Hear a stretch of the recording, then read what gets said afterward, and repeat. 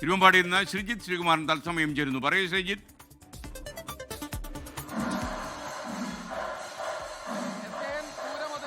ആവേശത്തിലേക്ക് എത്തിക്കഴിഞ്ഞു. നമ്മളിപ്പോൾ നിൽക്കുന്നത് തിരുവമ്പാടി ക്ഷേത്രത്തിലാണ്. ഇവിടെ കൊടിയേറ്റുള്ള ഒരുക്കങ്ങളെല്ലാം തന്നെ പൂർത്തിയായി കഴിഞ്ഞു. 11:30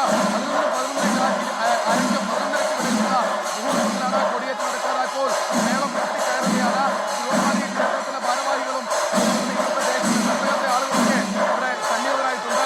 തിരുവമ്പാടി ദേവസ്വം സെക്രട്ടറി ഗിരീഷ് അടക്കമുള്ള ആളുകൾ നമ്മുടെ ദേവസ്വം ബോർഡ് ഭാരവാഹികൾ നമ്മോടൊപ്പം ചേരുകയാണ്. എന്തായി ഒരുക്കങ്ങളെല്ലാം പൂർത്തിയായി.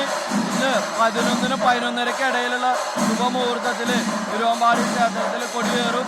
അത് കഴിഞ്ഞാൽ ഭഗവതി 3 മണിക്ക് പുറത്തേക്ക് എഴുന്നള്ളി കഴിഞ്ഞാൽ പിന്നെ തട്ടകത്തുള്ള എല്ലാ കുടുംബങ്ങളിലും ചെന്ന് പറയെടുക്കുന്നതാണ്. ഇനിയുള്ള 8 ദിവസം തട്ടകത്തെ എല്ലാ വീടുകളിലും പറയെടുക്കുകയും അവരുടെ അനുഗ്രഹങ്ങൾ നൽകുകയും ചെയ്തതിനു ശേഷം 26-27 ദിവസങ്ങളിലാണ്. എന്നാലും എല്ലാം ഉഷാറല്ലേ?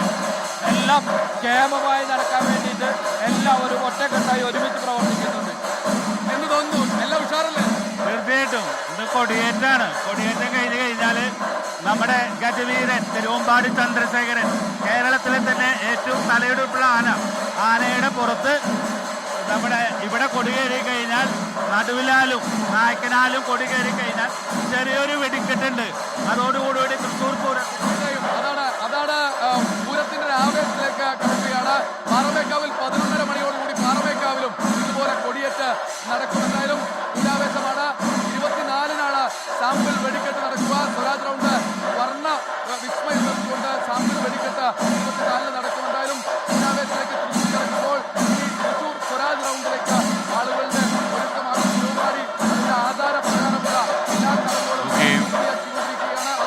തൃശ്ശൂർ തിരുവമ്പാടിയിൽ നിന്ന് ശ്രീജിത്ത് ശ്രീകുമാരനാണ് തത്സമയം ചേർന്ന്. 26-ാം തീയതി തൃശ്ശൂർ പൂരമാണ്.